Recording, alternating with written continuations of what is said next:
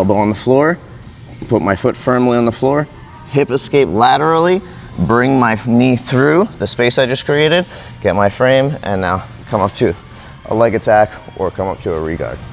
Hi, I'm Hugh McKenna from Asgard Athletics. This week we're going to be going over two different mount escapes.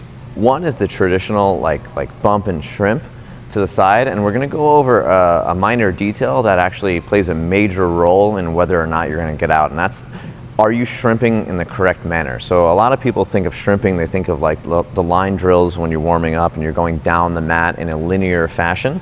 And while this does work sometimes, but if someone has a good pinch on their knees or they're locking their ankles or something like that, it's very hard to slide your hips out from their thighs.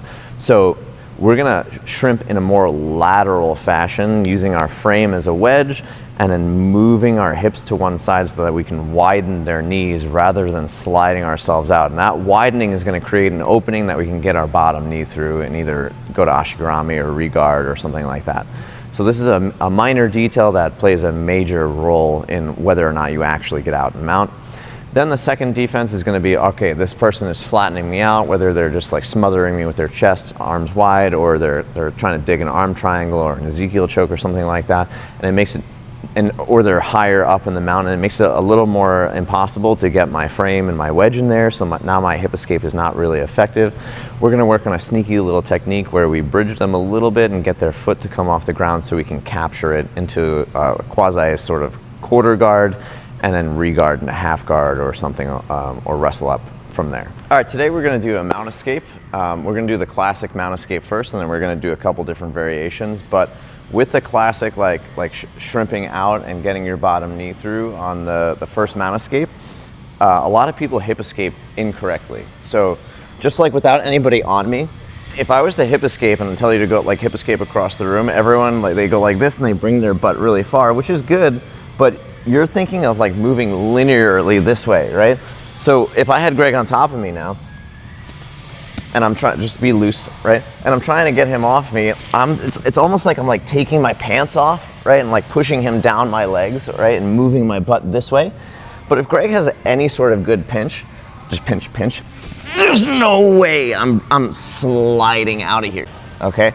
So what I need to do instead is I need to hip escape out to the side. So I make a wedge with my elbow, I make a wedge with my other elbow, and I make sure that this elbow on his waist doesn't go past his belly button here. It stays like tight to his opposite side hip because I don't want him to be able to take my back. So just like push my arm, yeah, he's gonna push my arm to the side and take my back. So I need to keep this elbow wide, and I need to keep this elbow like a wedge on the floor. Put both your knees on the ground.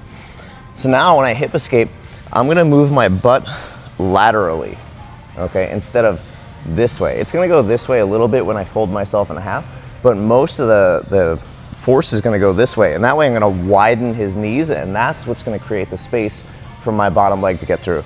So first things first is I'm gonna bump him down, right? I get my wedge, I get my frames here.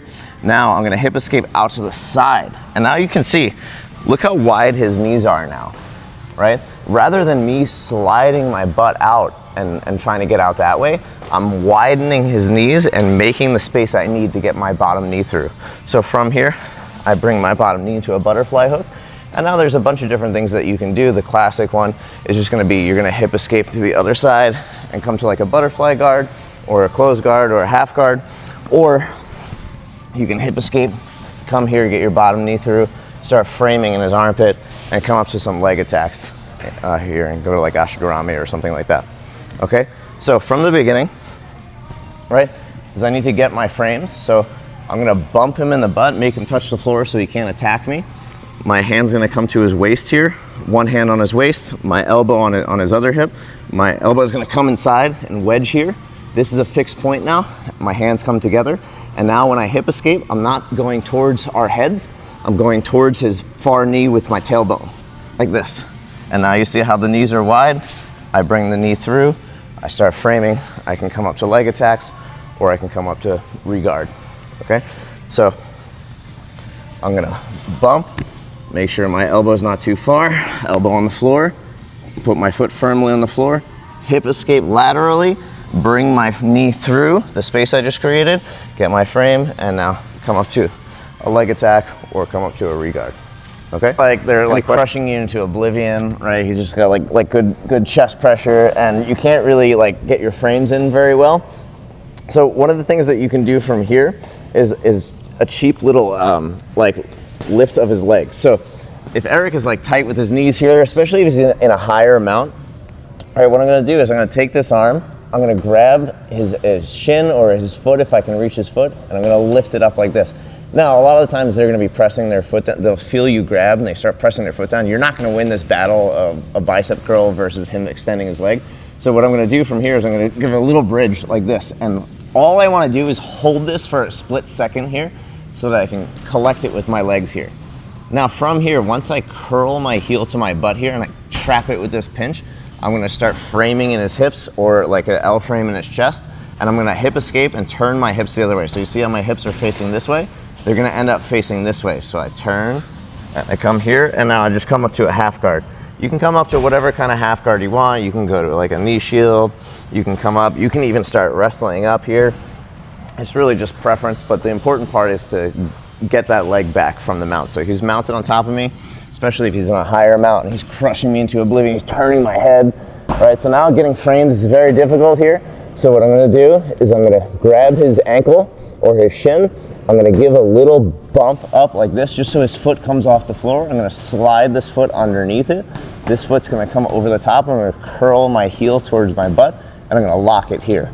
Now from here, I'm getting whatever frames I can get and I'm pushing him up and away as I turn my hips and face Eric with my hips here. Now from here, I can start wrestling up. I can come to a half guard. I can come to a knee shield, whatever I want. I can even come to like a half butterfly. It doesn't really matter. It honestly depends on what Eric does to react to that. So one more time. He's got a mount, especially a higher mount, and it's a little crushing, and I can't get my frame in to do that traditional hip escape. So I'm gonna reach down, grab his ankle, give a little bump under his foot, over his foot, curl my heel, pinch, and start getting here. Okay, now I got my frames and my guard back. All right. Any questions? All right, so those are your two mount escapes. The traditional like bump and shrimp your way out, but with a little twist on it that you go a little more lateral so that you get the knees wider. And I think that this is a mistake a lot of people, especially in the beginning of their career, make, but you see a lot of people making it at the higher and higher belts too. The second one is great if you're totally flattened out and you don't have any sort of frames to get out and you're not very good at kipping. This is a sneaky little technique that you can recapture a quarter guard and then work your way back to a half guard or a wrestle up or something from there. If you like these videos, please hit the like button and leave a comment. Any engagement helps the channel grow, and if you haven't subscribed already, please do so. That way you don't miss the weekly videos coming out. Catch you later.